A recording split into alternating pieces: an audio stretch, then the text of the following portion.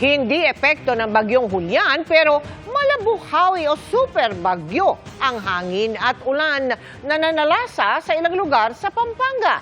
Wasak ang ilang bahay at may nawala ng bubong. Ang paliwanag ng Pag-asa sa pagtutok ni Ivan Mayrina.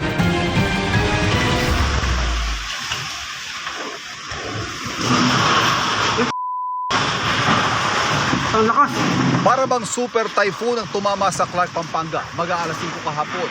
Halata nagulat din ang kumukuha ng video sa lakas ng hangin na nakuhang liparin ang bubong ng isang bahay at mabuwal ang isang puno. Malakas din ang buhos ng ulan. Tinatakya kami dolebyo! Ay, Diyos ko! Apo ko pong gina! Telepon na yari! Ramdam ang matinding takot sa tinig sa bidyong kuha alas 6:30 sa barangay Kandating, Arayat, Pampanga. Maririnig din ang pagyak na isang bata. Puta nga ako!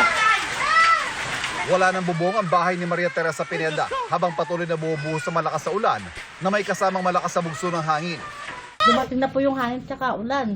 Dali-dali po kami pumasok po dito sa loob. Pagkatapos nun pagkapasok po namin sa loob, bigla pong umano na po itong bubong namin. Umangat. Natuklap na po. Sa isa pang video, makikita rin ang tindi ng hagupit ng ulan at hangin. Sa ulat ng barangay, nasa 20 bahay ang naapektuhan, pero 2 ang labis na napuruhan.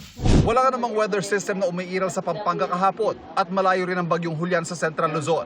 Ang nangyari daw ay sa Pag-asa, severe thunderstorm. Kung nangyayari po yung ganitong klase ng thunderstorm, yung malalakas o severe thunderstorm po natin na tinatawag kapag sobrang init po ng panahon natin. So, nag-build up po yung mga clouds po natin. So, kapag ganun po ay sa hapon po niya usually binabagsak yung malalakas na buhos po ng mga pag-ulan. At kapag may thunderstorm nga po tayo, may kasama rin po itong malakas na bugso ng hangin. Tugma ito sa kwento ni Maria Teresa sa nagilagay ng panahon maghapon kahapon sa lugar nila. Nung umaga, mainit. Pagkatapos po, nung mga bandang, mga bandang alas 4, alas 5, parang dumidilim na po siya. Dumidilim na po siya banda dito sa may bundok. Bago tumama si Buhawi, umulan ba? Kasabay po yung hangin tsaka ulan. Ang ganitong malalakas na thunderstorm, posibleng maulit pa ayon sa Pag-asa, lalo't nasa transition o pagpapalit ng panahon mula sa habagat patungong amihan.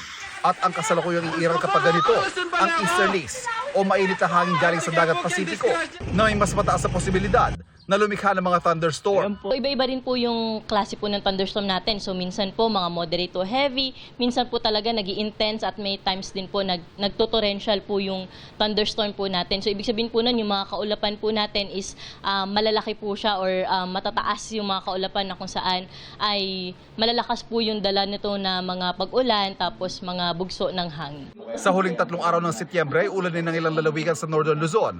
Dahil sa bagyong Julian at sa Oktubre naman, asahan daw ang hanggang 3 bagyong papasok sa Philippine Area of Responsibility.